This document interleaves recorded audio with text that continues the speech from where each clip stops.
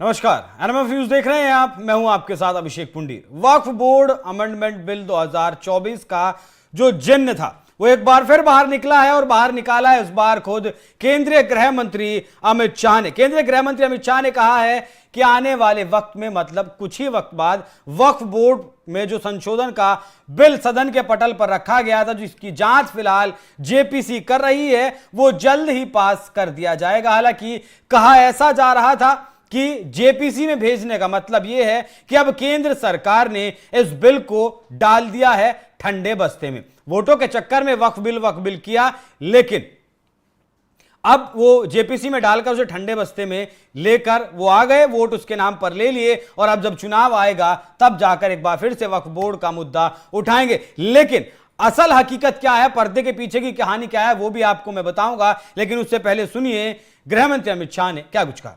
पूरा है वक्फ संशोधन विधेयक 2024 वक्फ संपत्तियों के प्रबंधन और संरक्षण और उसके दुरुपयोग तीनों को कमिटेड है और आने वाले दिनों में पार्लियामेंट में इसको पारित किया जाएगा। पार्लियामेंट में इसको पारित करवा कर रहेंगे। देखिए, अब तक का अगर स्ट्राइक रेट की अगर हम बात करें, वो 370 की बात हो तो वो उन्होंने कहा वो हटाया, 3 तलाक की बात हो वो कहा वो 370 हटाई, 3 तलाक को बैन किया, राम मंदिर बनाया। उसी हिसाब से बीजेपी के जो मैनिफेस्टो में था वो वक्फ बोर्ड भी बहुत तरीके से लिखा गया था।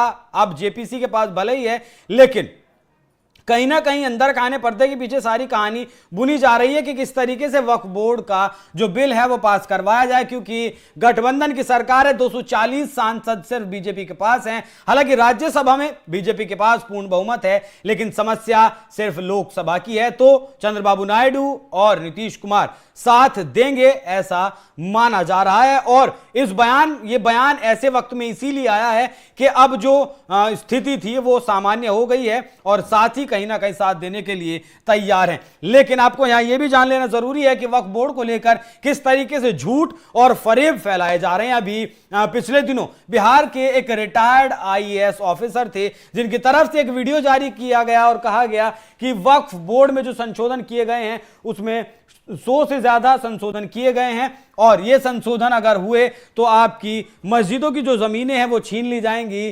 कब्रिस्तान की जो जमीनें हैं वो छीन ली जाएंगी, क्योंकि सरकार के पास कुल मिलाकर लगभग 10% कब्रिस्तान की जमीन रजिस्टर्ड हैं और तकरीबन 9% मस्जिदों की जमीनें रजिस्टर्ड हैं। और इन जमीनों को ही छीनने के लिए सरकार इस बिल में, वक्फ बोर्ड का जो बिल है 1995 का, उसमें संशोधन करना चाहती है। हालांकि ऐसा सरकार का कोई भी इरादा नहीं है कि सरकार इस बिल के जरिए किसी की भी कोई जमीन छीने या किसी का भी कोई अधिकार छीने। बस सरकार का जो ध्येय है, जो मकसद है, वो सिर्फ इतना है कि जो वक्फ बोर्ड के अंदर जो प्रॉपर्टीज आती हैं उनका संरक्षण सही तरीके से हो रहा है या नहीं हो रहा है। क्योंकि वक्फ बोर्ड के जो आला अधिकारी हैं उनका खुद कहना है कि 20,000 करोड़ का रेवेन्यू हम जनरेट करते हैं हर साल। तो सवाल यह है कि वो रेवेन्यू जाता कहां है, क्योंकि बहुत सारे लोगों से, मुस्लिम लोगों से मैंने बात की और पता चला कि वक्फ बोर्ड की तरफ से